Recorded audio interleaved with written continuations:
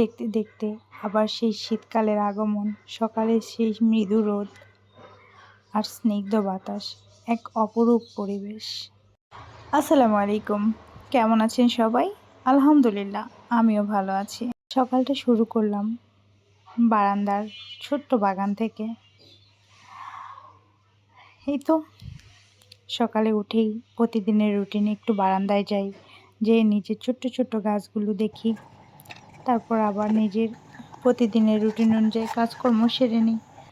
তো ওই তো নিজের জন্য নাস্তা রেডি করে নিলাম, সাথে একটু লাল চা।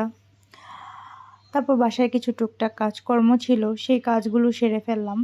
তারপর হঠাৎ করেই কিছু কাজ পড়ে গিয়েছিল, তো সেই কাজগুলো করার জন্য বাইরে গিয়েছিলাম। কাজগুলো করার পরে একটু শপিংয়ে গিয়েছিলাম। এটা মূলত বিকেলের ভিডিও। আমি আর আমার বোন মিলে একটু শপিংয়ে গিয়েছিলাম একটা পাঞ্জাবি কেনার জন্য। এই তো ঘোরাফেরা করার পর একটা পাঞ্জাবি সিলেক্ট করে নিয়ে নিলাম। তো কেনাকাটা শেষে আমরা আরেকটু ঘোরাফেরা করলাম। ঘোরাফেরা করার পর ভাবলাম কেননা একটু কোথাও খেতে যাই। তো সেদিন গিয়েছিলাম মিরপুর 1 নম্বরে ক্যাফে রেইন স্ট্রিটে। আমার কাছে এই রেস্টুরেন্টটা বরাবরই ভালোই লাগে, ওদের পরিবেশটা, ইভেন দো ওদের খাবার যে কম্বো প্ল্যাটার্স বা আদার্স যে প্ল্যাটার্সগুলো আমার কাছে বরাবরই ভালো লাগে। তো আমার বোন সহ গেলাম, সাথে আমাদের ফ্রেন্ডসরাও জয়েন করেছিল। তো একসঙ্গে এই তো খাওয়া দাওয়া করলাম। খাওয়া দাওয়া করার পর এই তো আবার অনেকগুলো খাবার অর্ডার করা হয়েছিল, কিছু খাবার রয়ে গিয়েছিল। তো ভাবলাম কেননা বাসার জন্য পার্সেল করে নিয়ে আসি। এরপরে তো দুজন মিলে রিকশায় বাতাস খেতে খেতে একটু আসলাম। তো হঠাৎ করে মনে হলো যে কেননা একটু শপিং বলতে একটু ফার্নিচার দেখতে যাই, বাসার জন্য টুকটাক ফার্নিচারের প্রয়োজন ছিল। তো বরাবরই আমি যেখান থেকে নেই ওখানেই গেলাম। মিরপুর 2 নম্বর স্টেডিয়াম যে মার্কেটটা ফার্নিচারের, ওখানেই গিয়েছিলাম। ওখানে যাই একটু কিছু ফার্নিচার দেখলাম, দেখে পছন্দ করে রেখে এসেছিলাম।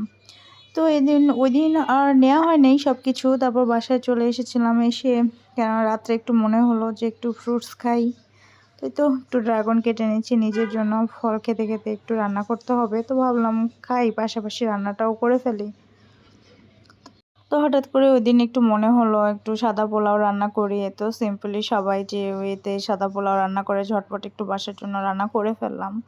একটা সময় ছিল যে রান্না করতে এত পরিমাণ ভয় লাগতো, আর রান্না করতেই পারতাম না। আর এখন আমার হাতে পারফেক্টভাবে ঝরঝরে পোলাও রান্না হয়।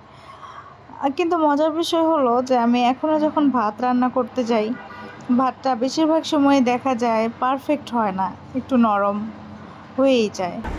কিন্তু আলহামদুলিল্লাহ এখন মোটামুটি সব রান্নাই ভালো মতো পারি।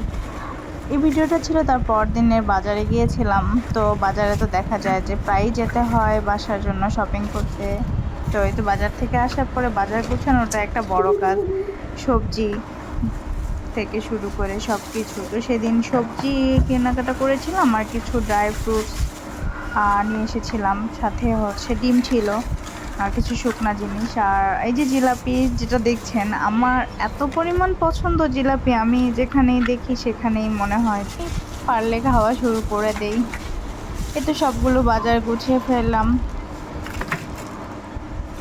আজকে এই পর্যন্তই থাক, বাজার গোছানো পর্যন্তই। এরপর ওই দিন আর ভিডিও করা হয় নাই। এরপর তো সবগুলো গুছিয়ে ঠিকঠাকভাবে রেখেছিলাম। আল্লাহ হাফেজ।